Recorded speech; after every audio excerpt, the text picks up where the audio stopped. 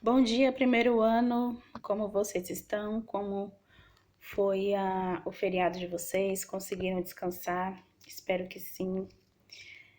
Gente, deixa eu desligar aqui minha internet para que não tenha nenhuma interferência na nossa aula. Gente, como vocês estão? Como está o conteúdo de geografia? Estão achando o conteúdo tranquilo? Vocês têm alguma dificuldade? Têm alguma dúvida? Caso vocês tenham alguma dúvida, gente, vocês podem me procurar, tá? Sempre nos últimos 20 minutinhos de aula, eu vou disponibilizar um link do Meet lá no grupo do WhatsApp para a gente ou fazer chamada, tirar dúvidas. Agora, eu quero que vocês sempre comentem com um ok ou um presente embaixo da publicação, para que eu possa fazer assim a chamada de vocês, tá? Quando a internet não colaborar para que eu faça o grupo no Meet, eu vou avisar para vocês, tá? Gente, a nossa aula hoje é sobre águas continentais. Ela está lá no caderno 3, página 18, tá? Todos vocês já têm o caderno 3, acredito eu. Aqueles que não têm o caderno 3 ainda, podem acessar o livro pela plataforma, tá? Mas, de qualquer forma, a gente vai sempre colocar a página do livro aqui na tela, dessa forma, para que vocês consigam ter acesso à leitura no momento da aula, tá? Então, quando a gente fala sobre águas continentais, gente, a gente fala sobre as águas que estão em cima do continente, tá? Então, quando a gente fala sobre essas águas continentais, justamente pode ser as águas dos mares, oceanos, pode ser rios, pode ser as represas, pode ser as bacias hidrográficas. Então, qualquer água que esteja acima do continente, ou seja, da Terra, são águas continentais. A leitura começa da seguinte forma: as águas continentais tendem a abastecer as atividades econômicas e a demanda da população de maneira geral, ou seja, toda a água que nós possuímos, que nós consumimos, que as indústrias usam para fazer os seus objetos, que as indústrias usam para fazer os seus materiais, por exemplo, roupas, produtos de beleza, produtos de higiene, tudo isso que nós consumimos, que as indústrias usam, são todos recursos que vêm dessas águas continentais. Segundo o Ministério do Meio Ambiente, a América do Sul, o Brasil fica na América do Sul, possui 26% de toda a água do mundo, ou seja, somente a América do Sul, só a América do Sul, que é uma partezinha do mundo todo, contém 26% de água. E apenas 6% dessa água é da população total. 26% de toda a água do mundo e possui apenas 6% da população total. Observamos que o consumo excessivo de água está vinculado à atividade agropecuária, ou seja, quando a gente tem, por exemplo, um corte na água na cidade, ou então quando a cidade promove uma... Como que a gente pode dizer? Quando a cidade promove, por exemplo, segunda-feira, bairro tal não vai ter água, terça-feira, bairro tal não vai ter água. Quando o Estado, o governo promove isso, para que haja uma conscientização de água e também para que haja mais águas nos reservatórios, não quer dizer que somente a população está gastando água demais. Isso quer dizer que, além da população, a indústria também gasta muita água. Você consegue perceber aqui no texto que ele diz que observamos que o consumo excessivo de água, ou seja, o que mais gasta água, está vinculado justamente à agropecuária. E olha que, por exemplo, Goiás tem uma agropecuária muito forte. A concentração industrial e as áreas urbanas, ou seja, em primeiro lugar você tem a agropecuária. De todos os setores, a agropecuária está em primeiro lugar de que consome mais água. Em segundo lugar, as indústrias.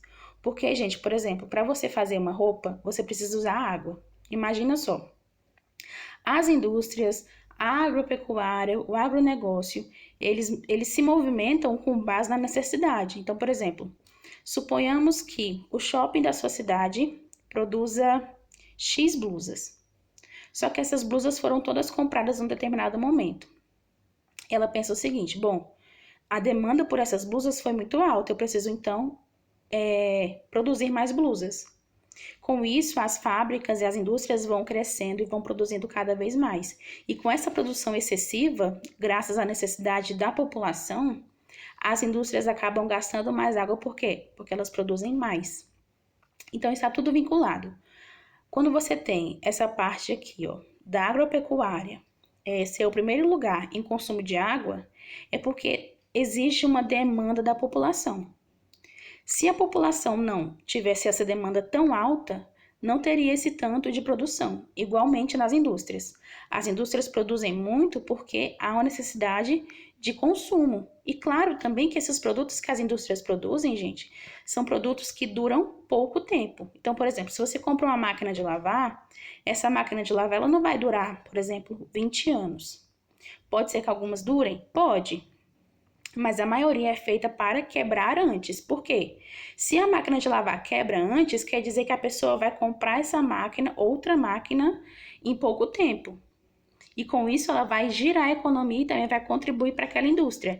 Então a indústria produz muito, de acordo com a necessidade, e ela também cria uma dependência nos consumidores para que ela produza cada vez mais e lucre cada vez mais. E em terceiro lugar, nesse consumo excessivo de água, você tem a população. E a população das áreas urbanas, viu, gente? Para o abastecimento público, a água subterrânea é essencial em alguns países da América Latina. Como que funciona essa água subterrânea? Nós vamos ver agora, só um minuto. Vou colocar meu óculos aqui que eu não enxergo nada sem óculos. Quando a gente fala em água subterrânea, deixa eu achar aqui a página para vocês.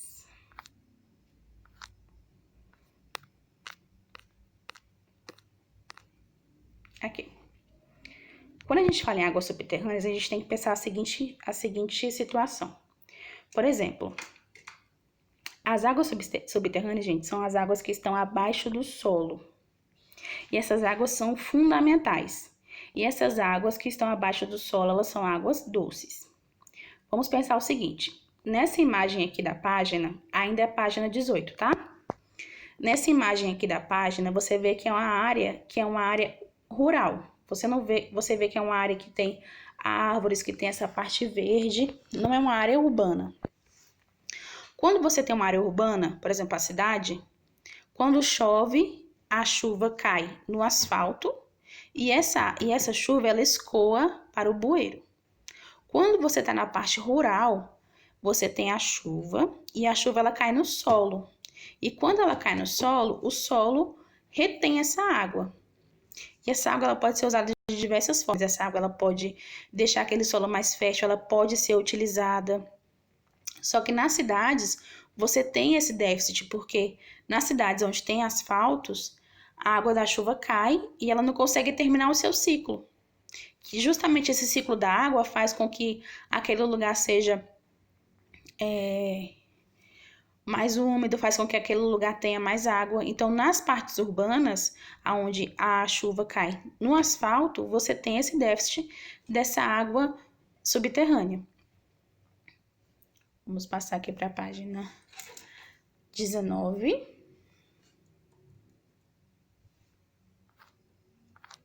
A página 19 fala sobre os rios. Vamos entender um pouquinho sobre os rios?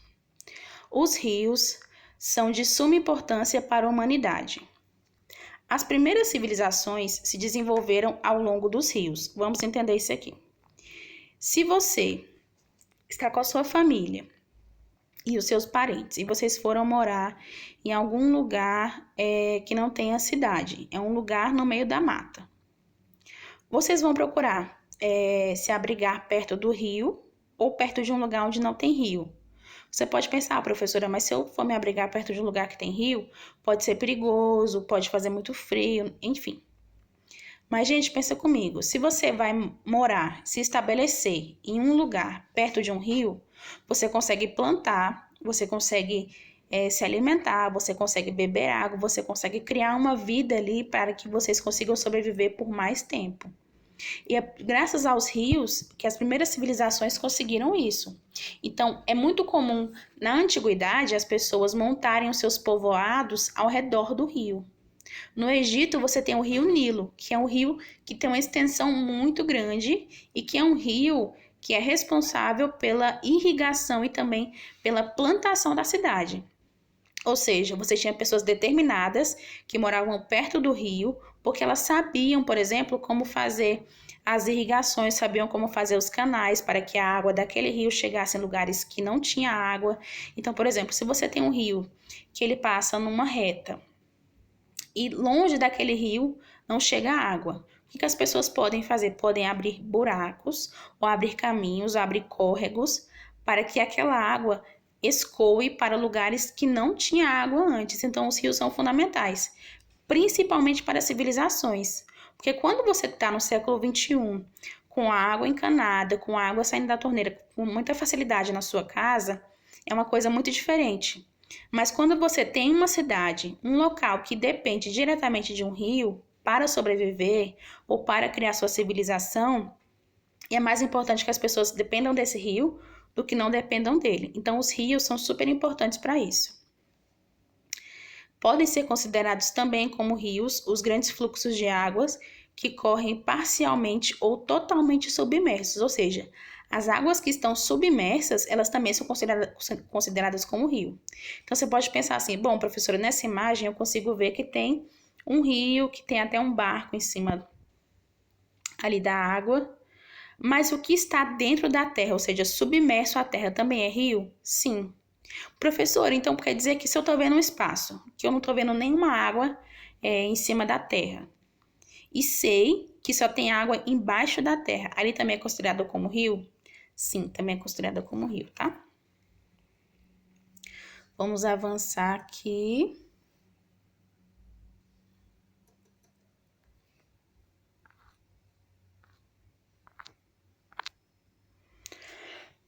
Agora, na página 20. O regime dos rios está associado ao conjunto de variações de volumes de águas ao longo do ano, ou seja, como esse rio é alimentado. Porque, gente, o rio é alimentado por nascentes. Então, por exemplo, pode ser que um rio tenha apenas uma nascente e pode ser que esse rio tenha várias nascentes. Então, esse rio vai ser observado ao longo do ano para ver como ele vai crescer, para ver como ele vai agir.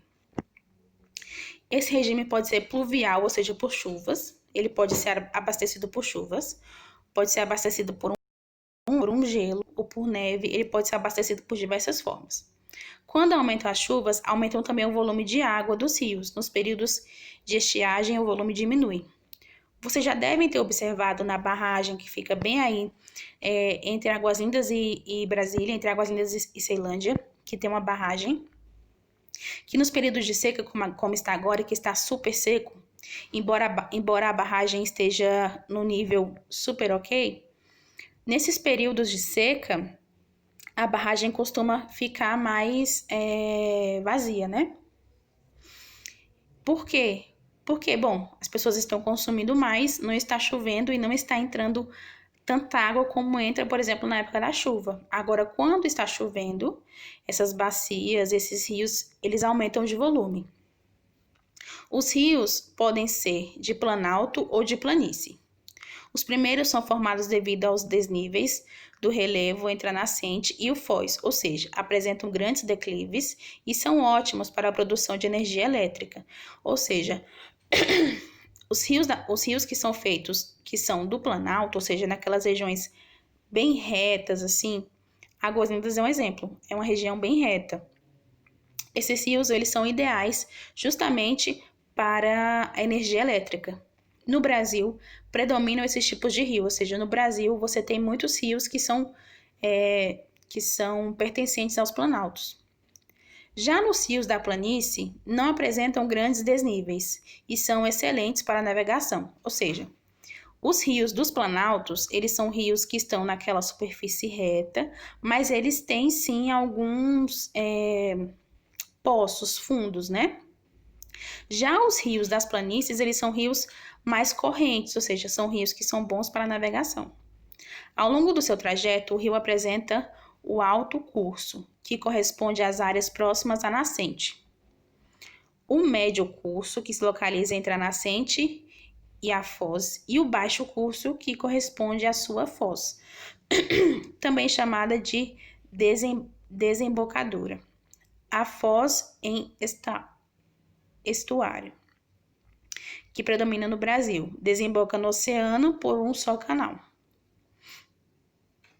Vamos continuar aqui ainda na página 20.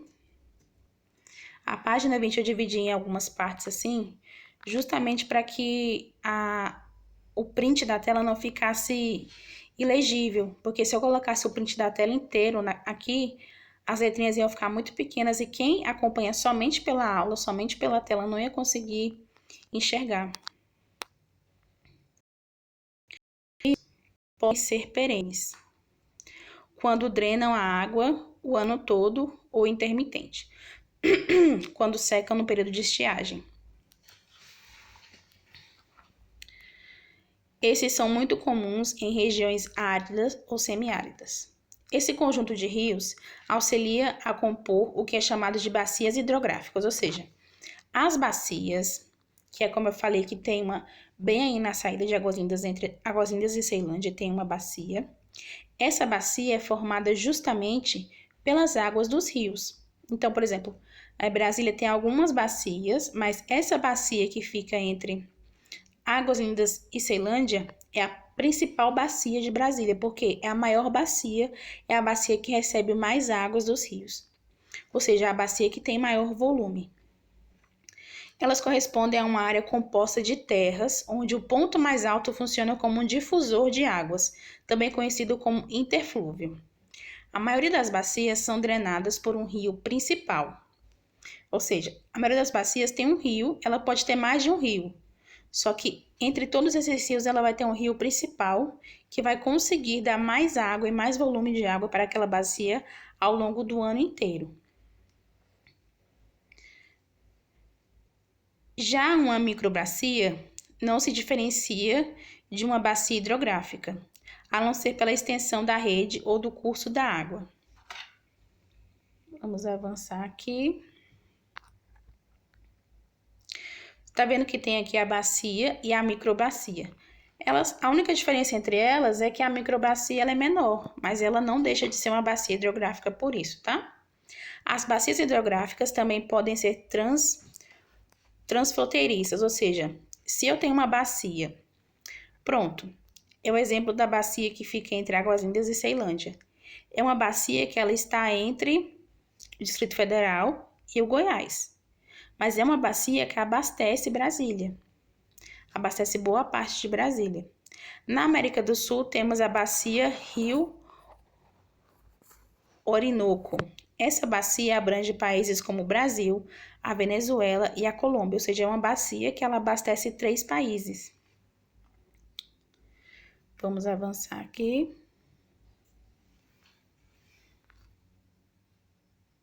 De acordo com o relatório Fórum de Águas das Américas, a Venezuela é um dos países mais ricos em recursos hídricos. Você pode pensar o seguinte, professora, mas eu achava que era o Brasil, eu achava que o Brasil era um país com muitos recursos hídricos, um dos maiores recursos. E sim, o Brasil é um dos maiores, mas ele não é o maior que tem o maior recurso, ele é um dos que tem maiores recursos. A América, no modo geral, ela é bem beneficiada com esse recurso hídrico.